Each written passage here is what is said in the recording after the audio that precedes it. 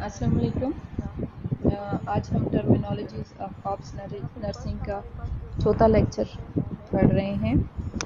यहाँ पे फर्स्ट हमारे पास जो टर्म मौजूद है वो है इंडक्शन। इंडक्शन क्या है कि इसमें आर्टिफिशियल तरीके से लेबर स्टार्ट करते हैं। इसमें पोस्टाग्लैंडिन या ऑक्सीटोसिन के ड्रग्स दे के ये स्टार्ट किया जा सकता है, या फिर एमनियोटिक मेम्ब्रेन जो है उसको आर्टिफिशियल तरीके से रप्चर करके इसको स्टार्ट किया जाता है। फिर है लाइटनिंग। लाइटनिंग क्या है कि ये जब प्रेगनेंसी लास्ट तक पहुंचती है तो बेबी का हेड जो है वो पेल्विक में इंगेज हो जाता है, नीचे चला जाता है, और ऊपर माँ के लिए यूट्रस जो का साइज़ बड़ा हुआ था और उसको प्रेशर डाल रहा था वो थोड़ा नीचे चला जाता है, जिसकी वजह से माँ रिलैक्स महसूस करती है, तो इसको लाइटनिंग कहते हैं। फिर है areola. Areola pinkish brown discoloration है निपल्स की, और ये जब प्रेगनेंसी शुरू होती है तो इसका कलर जो है वो डार्कर हो जाता है। बर्थ प्लेन में प्लानिंग की जाती है। पेरेंट्स जो है वो एक जगह बैठ के डॉक्यूमेंटेशन करते हैं कि उन्होंने लेबर जो है वो नेचुरल मेथड से करना है या फिर हॉस्पिटल ले जाना है, मेडिसिन पेन के लिए यूज़ करने हैं, और ब्रेस्ट फीडिंग फिर करनी है डिलीवरी के बाद, या आर्टिफिशियल फीडिंग पे जाना है, डिलीवरी किस सेटअप में करना है। तो ये सारी प्लानिंग जो है ये पेरेंट्स आपस में कर लेते हैं, फिर वो हेल्थ प्रोफेशनल्स को बताते हैं, या कभी कभार तीनों बैठकर मिल के भी ये प्लानिंग कर लेते हैं। फिर है ब्लाइटेड ओवम। ब्लाइटेड ओवम ऐसा ओवम होता है कि जिसमें फर्टिलाइज तो हो जाता है और यूट्रस के वाल के साथ वो अटैच भी हो जाता है, लेकिन इसमें एम्ब्रियो डेवलप नहीं होता। ये अमूमन 5 to 7 मंथ जो है इसमें ओवम एम्ब्रियो जो है उसकी डेथ हो जाती है, और ये स्पॉन्टेनियसली फिर एबॉर्शन भी हो जाता है। तो ब्लाइटेड ओवम वो ओवम है कि जिसमें फर्टिलाइजेशन तो हो गई है लेकिन उसमें एम्ब्रियो डेवलप नहीं हुआ। ब्रीच। ब्रीच जो है वो बेबी की डिलीवरी के दौरान बेबी की पोजीशन है। ये ब्रीच कंप्लीट भी हो सकता है या फुटलिंग ब्रीच भी हो सकता है, और इसमें ब्रीच हिस्सा जो है, बटक का हिस्सा जो है वो पहले आता है बर्थ के नाल की तरफ, जबकि नॉर्मली बेबी का हेड जो है वो पहले बर्थ के नाल की तरफ आता है। वो डिलीवरीज जिसमें हेड आता है बर्थ के नाल की तरफ पहले, वो आसान होती है बनिस्बत उस डिलीवरी के, ब्रीच डिलीवरी के। ब्रेडले टेक्निक एक ऐसी टेक्निक है जिसमें फैमिली जो है डिलीवरी कराती है हॉस्पिटल के सेटअप से हट के। ये एक नेचुरल तरीका है डिलीवरी का।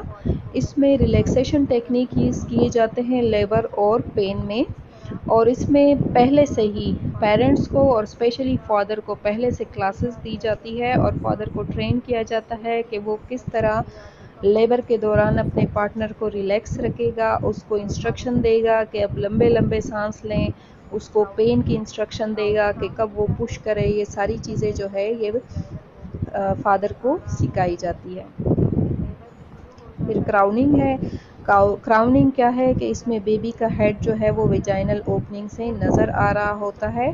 जब लेबर शुरू हो जाता है, जब डिलीवरी शुरू हो जाती है बेबी का हेड बाहर आता है, और वो कुछ टाइम तक जो है वो टाइम ले रहा होता है, पेन्स जो है फीमेल ले रही होती है, लेकिन वो हेड जो है आगे को पुश नहीं कर सकती होती, तो उसमें से क्राउनिंग यानी कि वो आधा वेजाइना में से नज़र आ रहा होता है, ये क्राउनिंग है। सर्कलेज जो है वो एक प्रोसीजर है जिसमें सर्विक्स के ऊपर एक स्टिच किया जाता है। ये उन फीमेल में किया जाता है जिनके सर्विक्स कॉम्पिटेंट नहीं होते और उनको एबॉर्शन हो जाता है। सेकेंड ट्राइमेस्टर में उनकी एबॉर्शन हो जाता है, या थर्ड ट्राइमेस्टर में उनकी डिलीवरी प्रीमेच्योर हो जाती है, तो ऐसी ख़वातीन को सर्कलेज किया जाता है।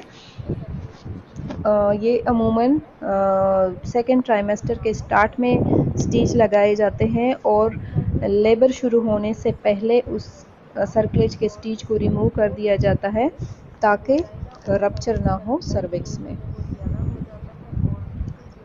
चैडविक साइन जो है ये एक साइन है प्रेगनेंसी का, और इसमें 4th वीक में वेजाइना और सर्विक्स तक ब्लड फ्लो जो है वो ज़्यादा हो जाता है और टिश्यू जो है वो पर्पलिश रेड नज़र आना शुरू हो जाते हैं। कार्ड ब्लड बैंकिंग, ये बेबी की जब डिलीवरी हो जाती है और उसका कार्ड क्लेम करके हम बेबी को का कार्ड काट लेते हैं, उसके बाद प्लेसेंटा और कार्ड जो रह जाता है उसको बैंक में ले जाते हैं और उसमें मौजूद स्टेम सेल्स को हम फर्दर फ्यूचर एडवांस ट्रीटमेंट के लिए यूज़ करते हैं। ये स्टेम सेल्स जो है ये आर्थराइटिस या स्पाइनल कार्ड इंजरीज जैसे डिजीज़ में यूज़ किए जाते हैं, लेकिन इसमें एक से ज़्यादा डोनर्स के स्टेम सेल्स लेने होते हैं क्योंकि ये कम मिकदार में पाए जाते हैं।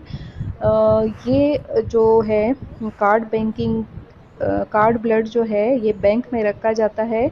ये इसी बेबी के भी आगे काम आ सकता है या फिर किसी और के भी ये काम आ सकता है। स्टेम सेल्स इसी बेबी को भी लग सकते हैं अगर उसको फ्यूचर में कोई डिजीज़ हो, या किसी दूसरे बंदे को भी ये डोनेट किए जा सकते हैं। ड्यूला ड्यूला एक प्रोफेशनल लेबर कोच होता है। ये एक मेडिकल ट्रेन नहीं होता और ये सपोर्ट देता है फीमेल को, इमोशनल सपोर्ट भी देता है, लेबर में भी वो ऑब्ज़र्व भी करता है, डिटेल भी अपने पास रखता है। ये डिटेल जो है ये हेल्थ प्रोफेशनल को भी वो प्रोवाइड कर सकता है और ख़ुद फीमेल को ये इनकरेज भी करता है लेबर में। इसके अलावा ड्यूला का काम होता है कि वो इस खातून को समझाएं कि किस तरह बेबी को फीड करना है। ये डिलीवरी के बाद उसके घर के कामों में भी हेल्प कर सकता है, मतलब कि ये एक पेड बंदा होता है जो कि हेल्प करता होता है फीमेल का ड्यूरिंग डिलीवरी और आफ्टर डिलीवरी। तो थ्योरी तो ये कहती है कि जो एडवांस सोसाइटीज़ हैं वहाँ पे ड्यूला का कंसेप्ट है और पाकिस्तान में इसका कंसेप्ट नहीं है, लेकिन मेरी ऑब्ज़र्वेशन के मुताबिक पाकिस्तान में भी इसका कंसेप्ट है। वो फैमिली जो फाइनेंशियली अच्छी है या फिर किसी फैमिली में सारी फीमेल जो है वो एजुकेशन ले रही हैं, जॉब्स कर रही हैं, तो डिलीवर होने वाली लेडी के हेल्प करने के लिए ड्यूला को रखा जाता है। फिर है कीगल जो है एक टाइप ऑफ एक्सरसाइजेस है जो पेल्विक मसल्स को स्ट्रेंथन करने के लिए किए जाते हैं। कीगल एक्सरसाइजेस के बहुत सारे फ़ायदे हैं, लाइक इससे डिलीवरी में हेल्प ली जा सकती है। जब पेल्विक मसल स्ट्रॉन्ग होते हैं डिलीवरी ज़्यादा आसानी से हो सकती है। सेक्सुअल एक्टिविटी में ये हेल्पफुल होते हैं। ये यूरिन को कंट्रोल करने के लिए हेल्पफुल होते हैं, ये स्ट्रेंथन करते हैं पेल्विक मसल्स को। तो यूरिन इनकॉन्टिनेंस में ये से प्रिवेंशन करते हैं। कीगल एक्सरसाइजेज जो है दिन में इसके 3 सेट्स किए जा सकते हैं, मॉर्निंग आफ्टरनून एंड नाइट। तो हर सेट में 10 टाइम एक्सरसाइज करनी होती है।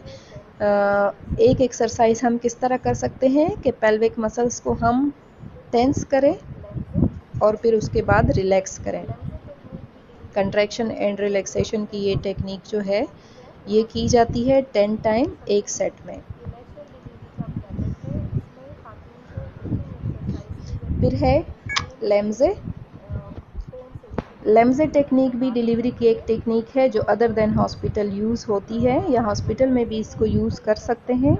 ये नेचुरल डिलीवरी का मेथड है। इसमें खातून को ब्रीथिंग एक्सरसाइज के ज़रिए अपने पेन से उसकी कंसंट्रेशन हटा दी जाती है। और इसमें जो लेम्जे हैं उसका ये कंसेप्ट था कि ये एक बंदे ने ये टेक्निक बनाई है। लेम्जे का ये कंसेप्ट था कि ये बिल्कुल डिलीवर होना एक एक्सरसाइज है और इस एक्सरसाइज के लिए आपने पहले से ट्रेन होना होता है। पहले से आपकी ट्रेनिंग किस तरीके से की जाती है, अच्छी डाइट आप लेंगे और अच्छे एक्सरसाइज आप करेंगे तो आप अच्छे तरीके से डिलीवर हो सकेंगे। तो इसमें माँ की तवज्जो जो है वो हटाने के लिए ब्रीथिंग टेक्निक या रिलैक्सेशन टेक्निक यूज़ की जाती है।